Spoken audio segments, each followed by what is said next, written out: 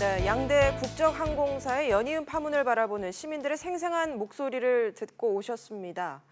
아시아나 직원들은 내일부터 대규모 집회를 열어서 폭로를 이어가고요. 다음 달부터는 주주 대표 소송도 본격적으로 시작될 전망입니다. 아시아나 사태 앞으로 어떤 국면으로 흘러가게 될지 자세히 들여다보겠습니다. 최요한 경제평론가 나오셨습니다. 어서 오세요. 네, 반갑습니다. 예, 앞서 시민 인터뷰 보니까 얼마나 답답했으면 내가 항공사 차려야겠다 이런 얘기까지 나왔겠습니까? 그리고 이제 독점적인 지위를 갖고 있으니까 비리를 저질 수밖에 없는 배경이 있다. 네. 우리 시민들이 다 알고 있다는 것이죠. 그러니까요. 깜짝 놀랐습니다. 기내식단란이 오늘로 닷새째입니다. 아시아나가 오늘은 노밀 없다라고 밝혔는데 실제 상황은 어떻습니까? 그러니까 오늘 예정된 국제선 79편 모든 편에 기내식이 차질 없이 공급되었다라고 이야기는 나오는데 또 1시간 이상 지연된 항공기도 없다라고 얘기 나오는데 문제는 뭐냐면은 이것이 이제 제대로 된 기내식이냐 그렇지 않느냐의 차이가 있는 것 같아요. 그러니까 다 기내식은 들어갔는데 여기서 이제 간편식으로 들어갔다. 아니다. 뭐 이건 좀 다른 데에서 들어가는 간편식과는 좀 차이가 있다. 뭐 이렇게 여러 가지 이야기가 있습니다만 어쨌든 오늘 예전에 비해서는 그나마 좀 나아졌고 지금 좀 나아지고 앞으로 좀 나아지지 않겠느냐 이렇게 말씀드리겠네요.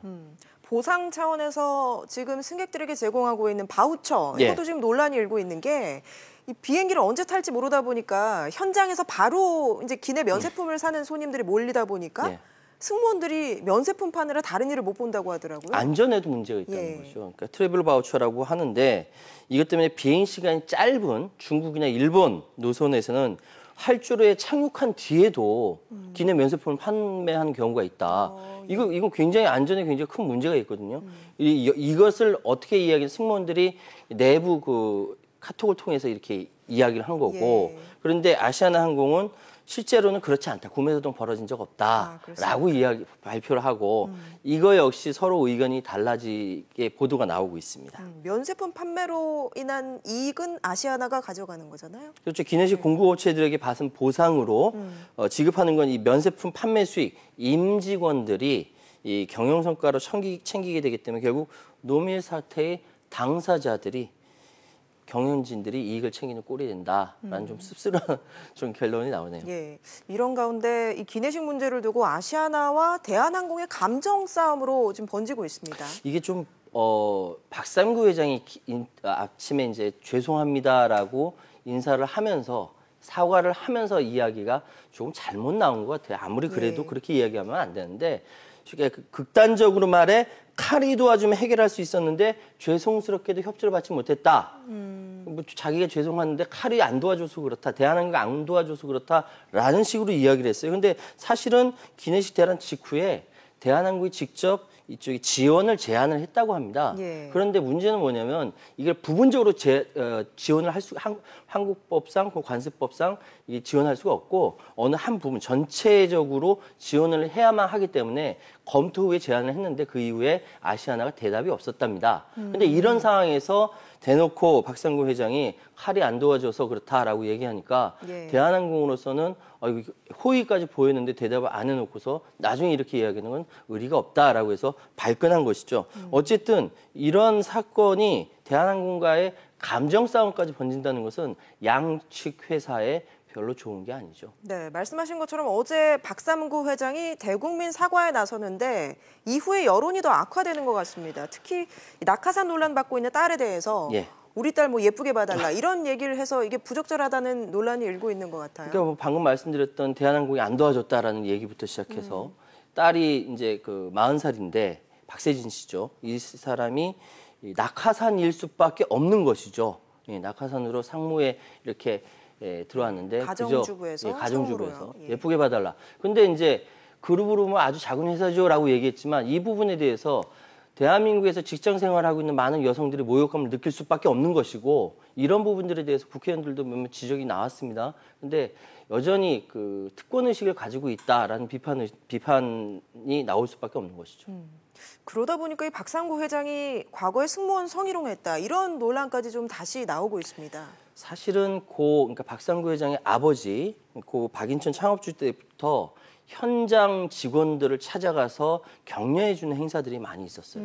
그리고 박인천 회장은 충실히 그 역할을 했고요. 그것이 박상구 회장의 삼남입니다. 그 위에는 큰형, 작은형 해가지고 계속 전통처럼 내려왔는데 유독이 박상구 회장에 들어와서는 젊은 여직원들에게 길을 받으러 왔다라든지 이런 성희롱 발언과 성희롱적인 행위가 있었던 것이죠. 그래서 내부에서도 굉장히 말이 많았고 아마 내일 집회에서 여기에 대해서 규탄의 발언이 나올 것 같은데 여기에다가 또 대한항공과의 부적절한 감정 싸움이라든지 낙하산 논란, 뭐 기내식 대란 이런 게 겹치면서 여러 가지 사건이 벌어진 거다라고 말씀드릴 수 있겠습니다.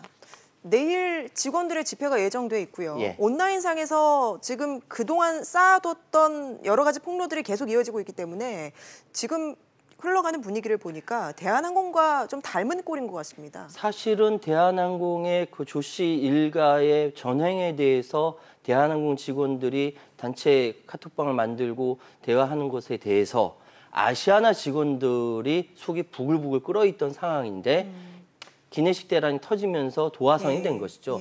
사실 이것이 기내식 대란이 없던 일이 벌어진 것이 아니라 지금까지 구조적인 모순이 계속 쌓여져 있다가 터진 것이기 때문에 어쩌면 내일의 아시아나 직원들의 집회는 이전에 있었던 대한항공 집회보다 더 격렬하고 더 심층적인 문제로 발전할 수 있는 소지가 다분합니다. 이번 기내식 대란이 아시아나가 기내식 업체를 바꾸면서 이제 촉발이 됐는데 이 업체를 바꾼 이유를 보니까요. 회사를 위한 게 아니라 박삼구 회장을 위한 거다. 이런 의혹이 또 나오고 있습니다. 그렇죠. 박상구 회장의 지배력 강화를 위해서 자금이 필요한데 그 이전에 기내식 업체가 15년 동안 안정적으로 기내식을 별 무리 없이 그리고 지적사항 없이 공급을 해왔고 그런데 거기에 대고 1,500 내지 2,000억 원의 투자를 해라. 라고 제안했는데 여기서 그럴 여력이 안 된다라고 얘기했을 때 끊고 다시 방향을 돌려 다른 업체랑 같이 계약을 하려고 했던 거 아니겠습니까? 이거는 명명백백하게 공정거래위원회의 제소감이고 그래서 제소를 했고요. 고발을 했고 이 부분이 바로 재벌 갑질의 전형적인 표본이다. 이렇게 말씀드릴 수 있는 것이죠. 그래서 일부 주주들이 소송을 준비하고 있다고요? 예. 대표 소송이라고 합니다. 주주 대표 소송이 본격적으로 시작될 전망인데 이거는 이제 회사에 손해를 끼친 경영진, 그러니까 박상구 회장을 비롯해서 김수천 사장이라든지 이런 사람들을 대상으로 합리적으로 그 기내식 사업체 변경 과정을 겪은 것이 아니라 일부, 그러니까 박상구 회장의 지배력 확장을 위해서 이렇게 그 회사의 업무상 배임이라든지 회사 기회 유용이라든지 금호터미널의 헐가 매각 등 계열사 지원을 위해 거래에 따른 손해를 이렇게 그 배상받기 위한 것이기 때문에 여기에서 주주 대표 소송이 들어갈 수밖에 없는 것이고 여기에 6개월 이상 주식을 보유한 주주들이 대거 참여할 것으로 보입니다. 그렇게 된다면 박상구 회장으로서는 상당한 타격을 입을 수밖에 없다 이렇게 말씀드리겠습니다. 금호 오너 일가의 상황도 잠깐 들여다볼 필요가 있을 것 같아요. 박삼구 회장과 동생인 박찬구 회장 예전부터 경영권 분쟁을 해왔잖아요. 사실은 박인천 회장은 굉장히 금호 여기 그룹 전체를 굉장히 깨끗하게 잘 운영해 왔고요. 첫째 형, 둘째 형 모두 다 박성용, 박정구 큰형 두 사람 모두 깨끗하게 형제 계승으로 잘 이끌어져 왔는데 유독 삼남인 박삼구, 사남인 박창구 대에 와서 경영권 분쟁이 있게 된 것이죠. 이 위에 있던 아버지, 큰형, 작은형이 다 돌아가시고 나서 경영권 분쟁이 일어난 것이기 때문에 이 부분에 대해서는 가족 내의 문제뿐만 아니라 지금까지 잘 이루어져 있던 형제 계승의 전통이 깨지고 지금까지 박상구 금호 아시아나그룹 회장과 박찬구 금호 석유화학그룹 회장의 분쟁이 8년째 이어지고 있다라고 말씀드릴 수 있습니다. 지금 여러 가지 폭로전이 계속 이어지고 있기 때문에 이번 아시아나 사태가 쉽게 진정될 것 같지는 않습니다. 이런 상황에서 아시아나 앞으로 어떻게 대처를 해야 될까요? 사실은 지금 대한항공이 사실 표본이 되어 왔거든요. 그렇죠. 그러니까 아시아나는 대한항공이 가는 길에 반대로만 갔어도 반사 이익을 얻을 수 있는 것인데 어떻게 반대로 유턴하는 데서 다시 따라가게 된 거예요. 그렇기 때문에 사실은 모든 부분에 있어서는 오너 일가의 리스크가 회사에다가 타격을 입힌 것이 사실입니다. 그렇기 때문에 지금부터라도 모든 부분에 있어서 투명하게, 솔직하게, 정정당당하게 운영을 하는 것이 답이다. 지금은 가릴 수 있는 것이 없다라고 말씀드리겠습니다. 네. 예, 오늘 말씀 여기까지 듣겠습니다. 예. 최유한 경제평론가였습니다. 고맙습니다. 네, 감사합니다.